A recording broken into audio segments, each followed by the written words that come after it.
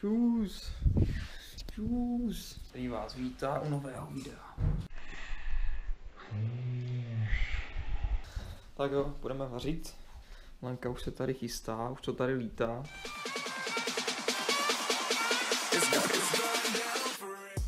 Zeleninu necháme na ženský a to maso necháme pro mě. Takže první otázka bude, Leni, jak dlouho jsme spolu a jak jsme se seznámili? Povídej, vím to, co tady krajíš, tady teda to až kruhláš tu mrkev, tak nám řekni, jak dlouho jsme spolu. Jsme spolu 3 roky a 10 měsíců. Už to budou pomalu 4 roky? No, přesně tak.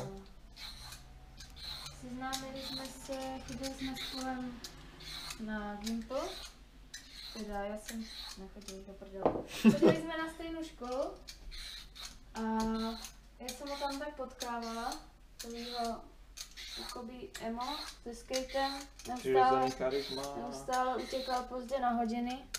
No a já jsem si myslela, jak je to hodný a slušný kluk a tak jsem mu napsala. První moje zpráva byla mrkající smajlík.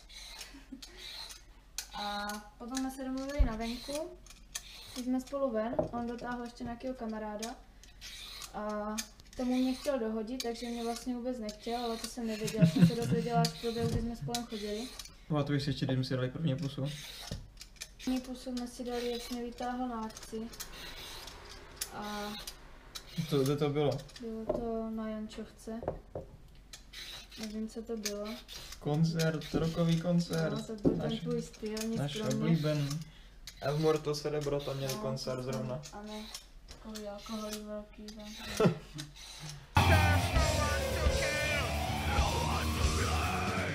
Jsem myslela, jak byl skvělý, ale on byl přímý opak. Přímý opak, to jde. Jo. Pil, schodil z nákce. No a tak jsem ho změnila A k lepšímu. k lepšímu. A tak jsme spolu začali chodit a už jsme spolu chodili a chodíme a chodit a dál. Tak se to nebude víc to dětí. Dál. Kolik si dala, Lenko, na bench? Asi 45 kg. No, nic moc. Lightweight. Se dá na holku, to je slušný, protože jsi tak flákala a měla z maturitu, tak to je úctyhodný výkon, kurně.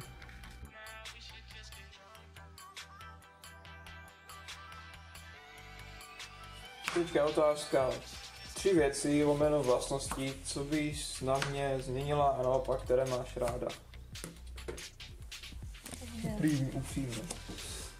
Co by na tobě změnila? Abys po sobě začal uklízet. Abys konečně někdy začal chodit někde včas, protože všude kam jdem, tak běháme. Nemám rád chůzi prostě, no tak radši 5 minut budu díl doma a pak budu běhat. Aby si na mě udělal víc času někdy. Díky videím jsem si ho udělal právě teďka, máme společnou věc. Mám na tobě ráda. No, proč jenom si, z jakýho důvodu? To je taková ta zamilovanost už od začátku. Kamery. A Často hodně se říct kamery. a useknu si ruku, ne? A no tak mám na něm ráda všechno, kromě toho, co jsem vyjmenovala. Nějaký 3 vlastnosti, které oceňuješ nejvíc? Oceňuju, že když se budu začal konečně něco dělat, protože jsem tě poznala, tak jsi chodil na akce chlasta, ale nic nedělal. Jsem byl skateák sponzorovaný, bacha na to. Že pomáháš lidem, mě jsi taky pomohlo. A to je všechno. Tak jo, vítám vás u dalšího záběru. Toto bys měl držet, stačí to, nějak by to měří na obličej. Tak, stačíš? Dobrý, Lenka, tak mě natáčí, mám tu 2 kamery, takže uvidím, co z toho bude. A máme tady teda flak masa, hovězí zadní bez kostí, já to jenom naporcuju, tohle je nahřátý. Akorát to nakořeníme v rychlosti, něco si hodíme na potom, naložíme si to normálně v oleji. Solí si to teda až potom, až je to hotový.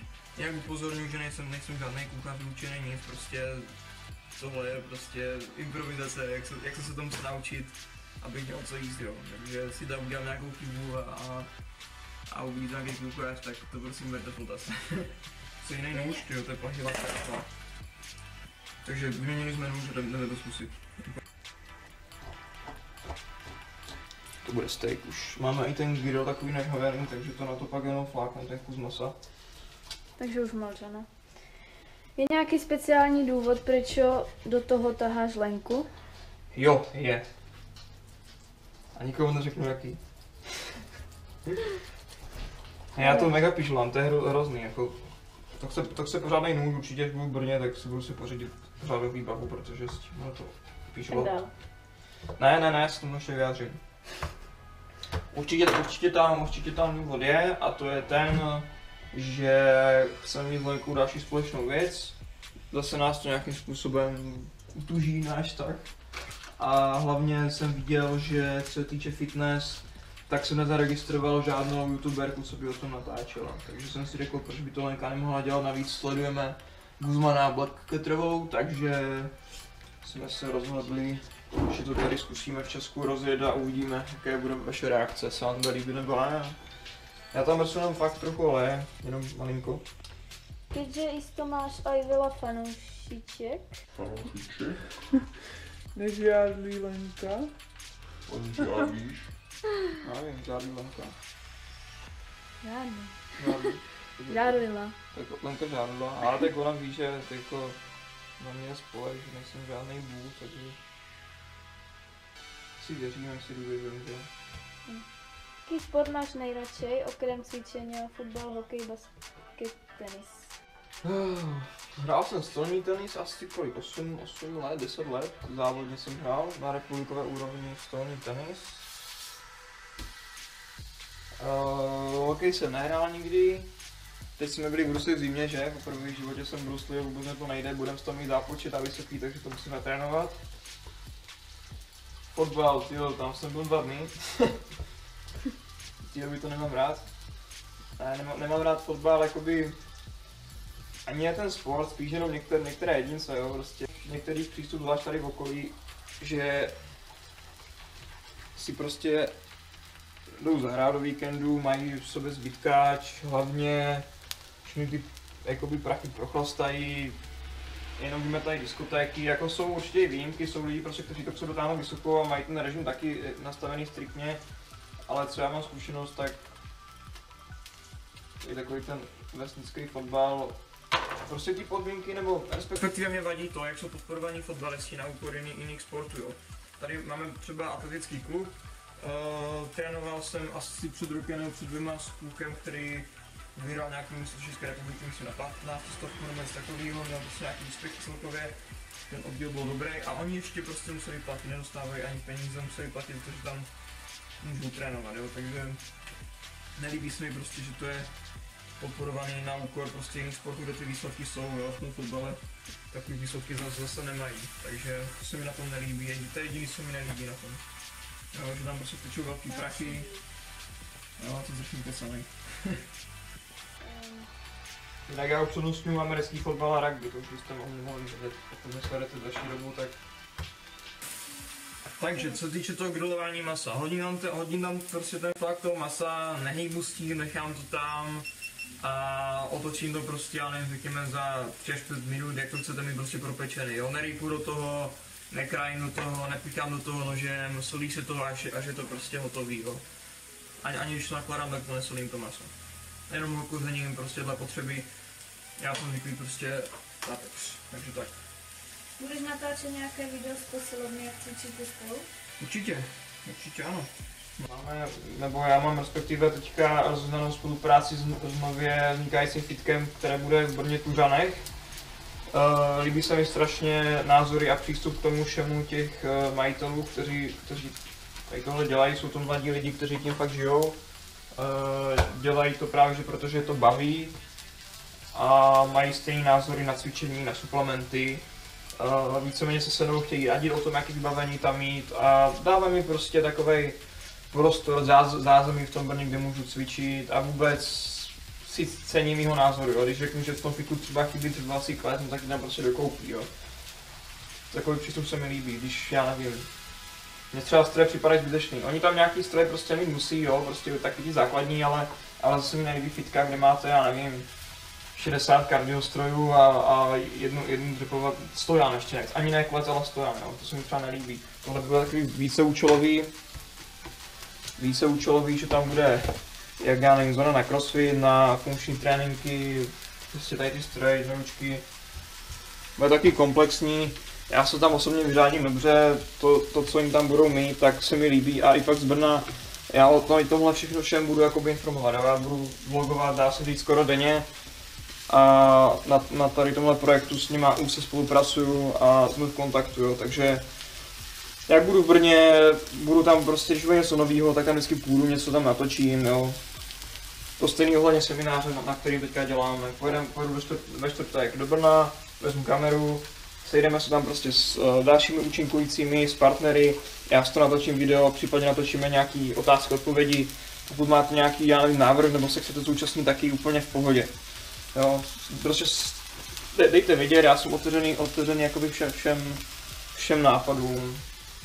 Já bych se zeptal, kdo z vás dvou vaří lépe a vydatněji, upřímně. Tak Lenka vaří lépe, ale já vařím vydatněji. No já bych řekla, že ze začátku zvařil líp ty, protože já jsem vůbec nevařila. A jak jsem začala vařit, tak vařím líp já. Jak co? Jak co, no. Já dělám ty složitější, dělám ty jednodušší. Já si udělám prostě tady steak se zeleninou, mi stačí. Takový ty buchty cheesecakey to nechám na Lence. Jinak cheesecake to je můj oblíbenější dezert vůbec, jo. To vždycky, když někam jedu, tak vždycky nakoupím cheesecakeů a... Takže takhle to vypadá, teď je to napřený, teď si tam kuření jaký chcete, já to jenom trochu zaliju olejem a zavřu to dám to do ledničky, mám to naložený na výcek nebo na večeři. Je to lepší, co týče chutí, že to je naložený, jo, takže tak. Ložím to bokem, do ledničky. Asi nám tady dělá maso. Koření už asi uklidíme, nebo chceš koření do tu suketu, já bych nechal asi tak olné červo. Když to zavíme grill, už to jde cítit. Už to připadlo, jak je to rozpečený, tak už to valí fakt dobře. Takže takhle to vypadá pěkně. Ještě tu šťávu. Ještě bych to chvíli osobně nechal. Já tady ty krvavý věci jako moc ne, spíš medium až udělaný. Vím, že by se to mělo jíst tak, že ten střed je prostě nedodělaný, ale jako mám strach z různých těch nemocí, bakterií a tak, jo, takže zase. Vlastnosti, co byste na druhém změnili a naopak, které máte nejraději? Takže já na to věc mám rád. Především oceňuji trpělivost se mnou. Jo, to je prostě, tady ta kamera, jo. To je věc numero uno, jo, prostě žádná jiná holka se mnou asi neměla trpělivost, že to nevyšlo. A asi přístup, že se ráda učí novým věcem. Třeba teďka ji učím videoníčky dělat, teďka ji učím stříhat videa a tady tohle všechno. A tam prostě tu trpělivost potřebujete, jo, to není hned. I tady tohle video, co bude, tak bude stříhat ona. Já během toho se věnám klientům budu jídelníčky, prostě konzultace s nima takhle, takže i tímhle ji zabavím, jo, takže proto jsem rád, že tohle se mnou teďka prostě prázdniny, protože pak mám práci na hlavu, nevím kam můžu skočit a ještě odpovídat třeba na otázku, zpravovat skupiny a nevím další věci. Ale to jsme asi trošku tématu. A co mi na to zmínil, tyjo? Asi nic, tyjo, jsem úplně spokojený.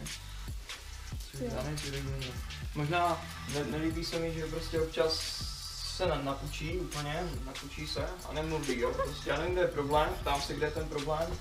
Ale mi to prostě nechce říct, jo, a třeba za 2 dny z ní vypadne, že já nevím, úplně primitivní věc, že se jí nelíbí nebo něco. Prostě povaha člověka, jako tam, já jsem si začal chodit proto, jaká je, ne proto, abych ji změnil, takže já bych tam asi nic moc neměnil. To začíná pěkně vonět. Jinak to maso, pokud je ještě přilepený na té, ty vole, to je dým. Pokud je přilepený jakoby na tom grillu, tak ještě není, jo. Musí prostě vás pustit, jo. Problém. Ale to je docela pěkně. Já to mám fakt radši propečený, záleží prostě jak to máte rádi. Je to úplně lehký, i finančně se to dá zvládnout jako jídla, není to zase nic hroznýho, držím se prostě základních potravin. Kolik jídelníčků potřebuju, nedávám tam víc ani mým, takže prostě nic hroznýho. Abych pravdu řekl, tak aktuálně mě stačil prostě tady ten jeden steak, ale dám se asi dva, nebo prostě to dám pak nestačím. To jsem jako menší snídaně a stačím jsem dneska neměl, protože jsem měl lízdy. Takže ty dva bych mohl zvládnout, mi to bez toho nemaker.